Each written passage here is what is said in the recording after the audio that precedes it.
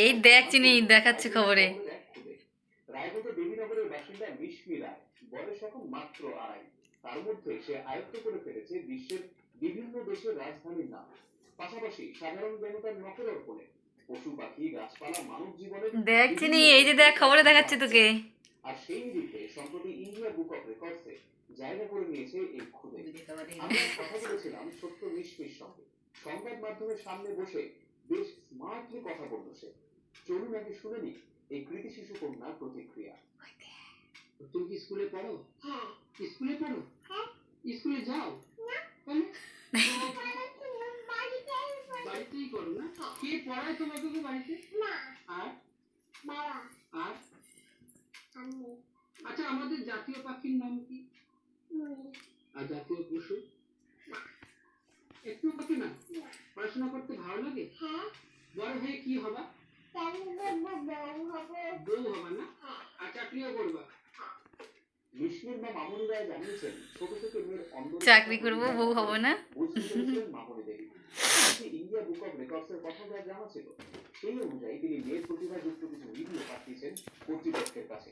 এখনই দেখাচ্ছিল। যার জন্য খুশি মামনি দেবী।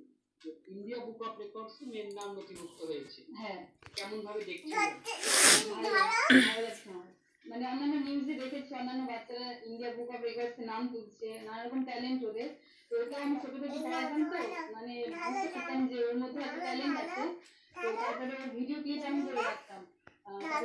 নাম আরো অন্যান্য আছে, যেমন সাধারণ জ্ঞান, পশু পাখির নাম, এই অনুযায়ী বলতে পারে। তখন থেকে ভিডিও ক্লিপ করে রাখতাম আমি। তারপরে ইন্ডিয়া বুক অফ রেকর্ডস পাঠাই, ও একটা ভিডিও দেখে ক্লিক করে, করার পরে আবার 12টা ভিডিও আমার কাছে চেয়ে পাঠায়। তারপরে আবার 12টা ভিডিও পাঠানোর পরে সিলেক্ট করে পাঠাই। বেশি দিন লাগেনি, এই 15-20 দিনের মধ্যেই অ্যাপ্লাই করার পরে 15-20 দিনের মধ্যেই চলে আসে। ওকে সন্ধ্যাবেলাতে ওকে আমি 2-3 ঘন্টা রেগুলার ওকে পড়াই। ছোট থেকে যখন ওর 9 মাস বয়স তখন থেকে ওকে মানে আমি পড়াই। হ্যাঁ, আমার পার্লার আছে,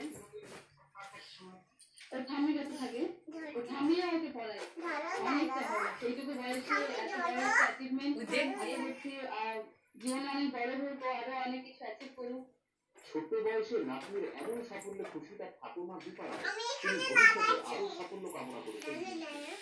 এই তো সবকিছুর মধ্যে একটু ট্যালেন্ট দেখছি, কি বোঝে এই তো পড়াশোনার দিক দিয়ে এটা কি ওটা কি ওটা আমাকেও শিখাচ্ছে, বলে ঠাম্মি এটা হবে না ওইটাই হবে, সবসময় আমার কাছেই থাকে। আমার কি একটু দেখি খুবই ভালো লাগছে। এত ছোট বয়সে যে এরকম একটা ই হচ্ছে,